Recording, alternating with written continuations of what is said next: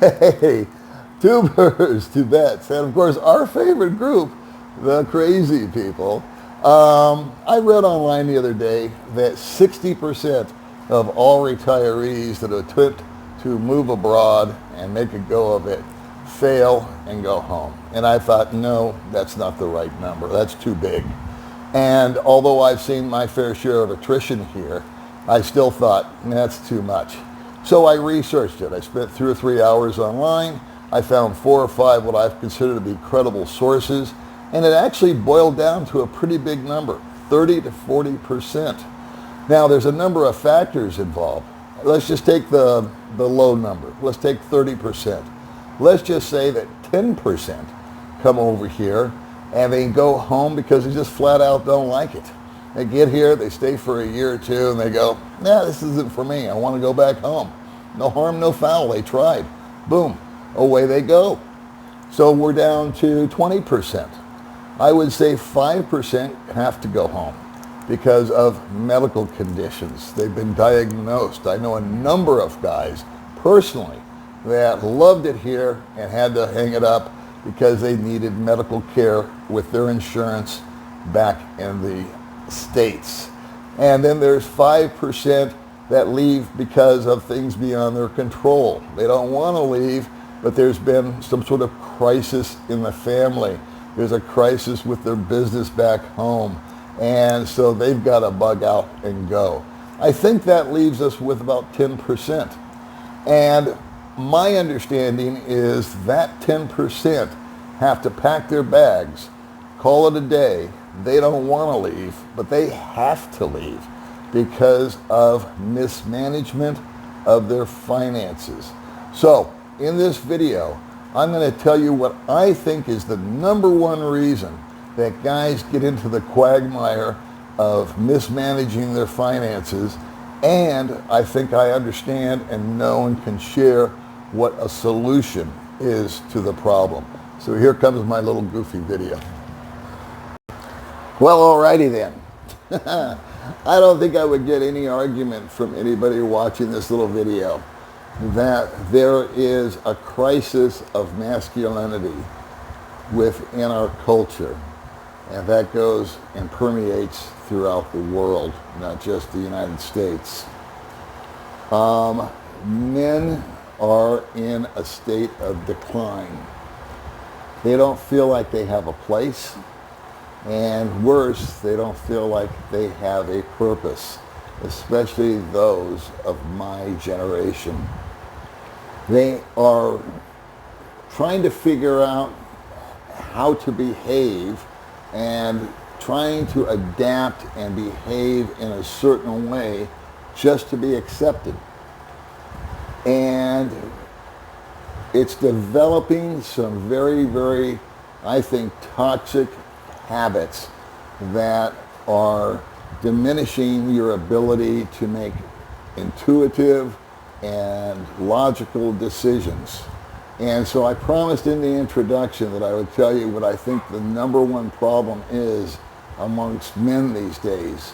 And it's this: lack of impulse control. I'll say it again: lacking impulse control.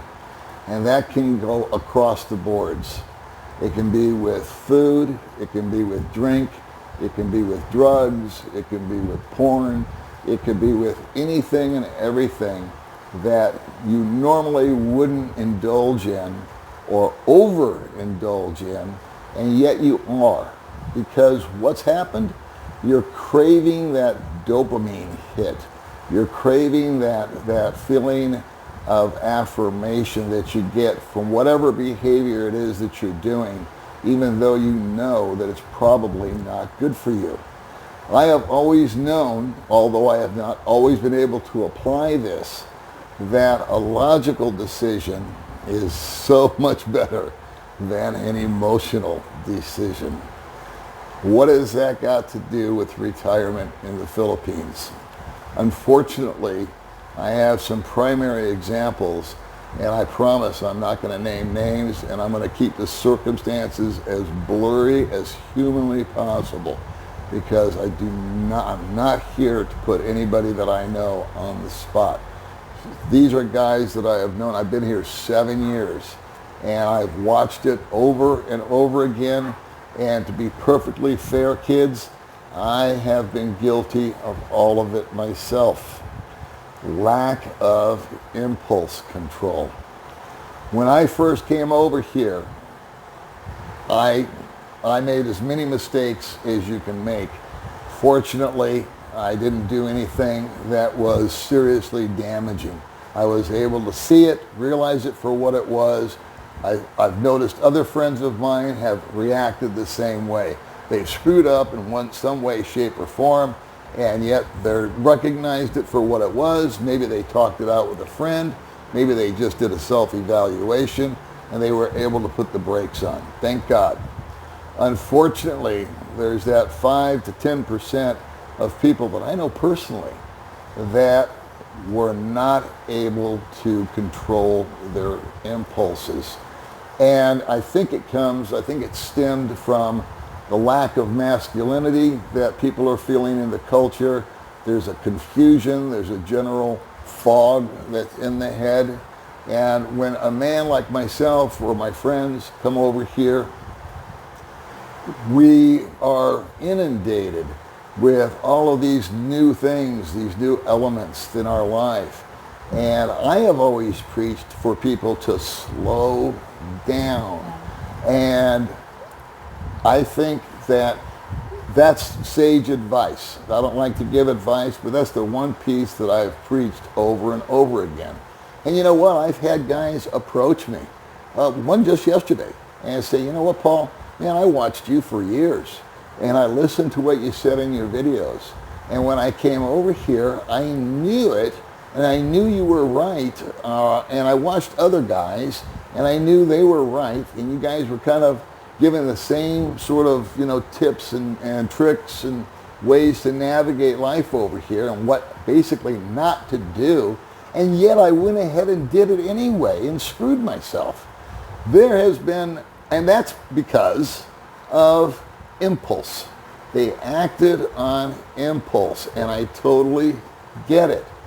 So, is there a solution to this? Yes, I believe there is, because I have, over the years, understand it didn't happen for me or other guys overnight. I'll just speak for myself. It took me years to develop this, and I still work on it on a daily basis, and that is impulse control. I'll give you one quick example. I know a number of guys that came over here, listened to all the YouTube information or other information about how to properly set yourself up for your retirement. They did it all right. They had a steady income stream that was sufficient or more than sufficient to maintain whatever lifestyle they decided they wanted to have here. They had a nice chunk of money set aside in the event of emergencies, yes, or medical or anything else, because they know things can and will go wrong when least expected. They were prepared. And these are the very guys that now have found themselves screwed. I don't have another way to put it. I'm sorry to be crass about it. They are between the proverbial rock and a hard place. What happened to them? They came over here with the best of intentions. A lot of guys will act, when they get here and I say slow down, they still don't listen to me. It's like a shotgun blast going off. They're going in 50 directions at once within the first 48 hours that they get here. Well, okay, so you do that. You're looking for an apartment. You're looking for a place to rent. You're looking for this. You're looking for a girlfriend. You're looking for that, and you want to get it all done within a week. I say, slow down. Take your time. Yes. And not only that, you need to be in check of your emotions. Let me rephrase that. I need to be in check of my emotions. I have adapted a motto, for lack of a better word, or a habit, I think is the best word. I have developed a habit of making logical decisions. Before I make a big decision, whether I'm going to marry someone, whether I'm going to meet somebody, whether I'm going to buy something that's more expensive than the normal day-to-day needs, I have a couple of different rules. I ask myself, number one, am I acting on this because it's emotionally turning me on to look at that bright, shiny new car or that new whiz-bang whatever that I don't really need? Or is it something that's needed and necessary? I have a 72-hour rule, and that is, we just broke our bed. Yes.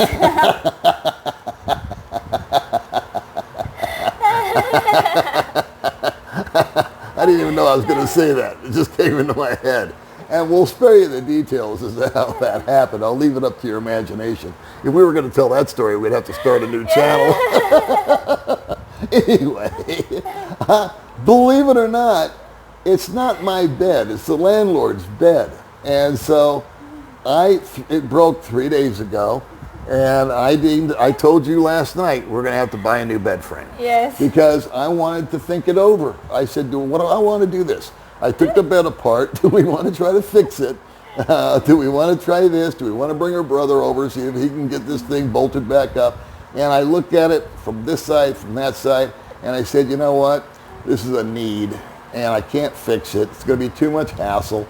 So we will just buy a new bed frame. We owe it to the landlord when we bail out of here, and we need a place to sleep anyway. So, but I'm beginning to digress. I have met gentlemen over here that have done it all right. And what happened in most cases was that they met somebody, like a little Missy over here, and again, everything was in place. And the women tend to get blamed, and I tend to blame the men, because when I first met May, I asked her, did your family need anything? In fact, you had a death in the family, and she didn't even tell me about it. Yeah. And I said, why didn't you tell me grandma died? She said, well, it's not your problem because it's not your family. Now, the Filipinas that we don't really care for or think are healthy in a relationship are the ones that are constantly telling their boyfriend, my mama needs this, my daddy needs that, the house is this is over there, can you help us with this, can I get an allowance? Those are the ones that, well, you just made a decision, I think, in my humble opinion, on the wrong relationship partner, the person that you are involved with. But so many of the ladies don't ask for anything over and above than just being with you and being in a relationship with you. And it's the man that goes to the province or sees how they live, or maybe she's got a kid or two, and he immediately wants to come in and I don't know, better way to put it is but to show off. I was never the big man on campus. I was never the big fish in the small pond. And this guy or myself, we're now over here, and those opportunities are presenting themselves to us, and we tend to act impulsively because what are we looking for? Affirmation. We're looking for love. We're looking for acceptance. It's been drained from us for so long that now that we can finally get it, we want to keep getting more and more and more. And what a lot of these guys have done, and again, I'm not going to do anybody specific here. I'm just going to kind of lump it all into one guy, 5 different situations into one guy, and call him Bob, for lack of a better name. Old Bob meets somebody, and she's got a couple of kids. He's seen how they live. He's seen what her family's like. She's got, 2 kids. Yeah. And he sees the kids are in public school, so the first thing he wants to do is he wants to put them in private school. Yes. And she says, oh, okay, fine. And then he sees the condition that her mother and father or siblings are living in, and so he immediately decides that he needs to go in and be the hero and rescue them. and you know, he's gonna fix up the house, and everybody's gonna love him for it. He's gonna get that hit. And I say this is where I'm gonna end it. I decided that I was going to work on me first. And I was going to, every day, there's not a day that goes by since I got here that I don't do a self-evaluation of what I could have done better. I got mad at her the other day. And you know what? I just waited 3 days. Yes. I did. And then we had a discussion. And we had a good discussion. Yes. And we resolved the issue. But the reason that I waited was I didn't want to come off while I was emotional. Yeah. I wanted to be logical. Yes. I wanted to be loving. I wanted to realize your value and your worth. I didn't want to demean you. I know what I'm capable of doing when I'm in a bad mood. And I did not want to do that to her. So, these guys are coming in. They're all set up. And the next thing you know, not only have they exceeded their monthly budget because they're now being the superhero, but they've depleted that 20,000, that 30,000, that 40,000, that 100,000 that they had set aside. And now, guess what? They're down to bupkis. Zero. And think of it. If you aren't full, how do you have anything left to give? If you're just one big hole of emptiness now, you worked all your life to gather all this stuff up, put a governor on it. Throttle it. Throttle the emotions. Yes, it's fun to pick up the check. Yes, it's fun to do this. Yes, it's fun to buy that. But think it through. Please, please, please realize that an impulsive decision, a snap judgment, especially a big decision, can lead to a lifetime of hurt and pain, and not just for you, but for those that are around you. There's been a number of times that we've had to circle the wagons around a guy and help prop him up financially. And it should never have gotten to that point. But he did not exercise any kind of self-constraint or control. So, I ask you this in this video. I plead with you to take what I've said and simply say, does that apply to me? Do I impulsively buy that overpriced pint of Ben & Jerry's at the market when I know it's not good for me? If I meet a pretty girl, am I going to try to impress her with the fanciest meal and buy her all this and buy her all of that? Or am I going to temper it and dial it back? I needed to make sure that I was okay. And I needed to realize what my shortcomings were. And when I saw a situation where I was going to act in probably an inappropriate manner, not always, but gradually over time, I've been able to pull back and say, nope, I'm just going to wait. It's better just to let it sit. It'll be there tomorrow. That's the great thing about problems. If you got one today, you don't have to solve it today, because I guarantee you, it'll still be there tomorrow. All right, I'm going to wrap up the video with that. Baby, thanks for sitting with me through this. You're welcome. I needed company. And so her and I are going to do God only knows what. I guess we got to go buy a new bed frame. Yes, because Okay. it's broke. All right, people. We will see you in the next video.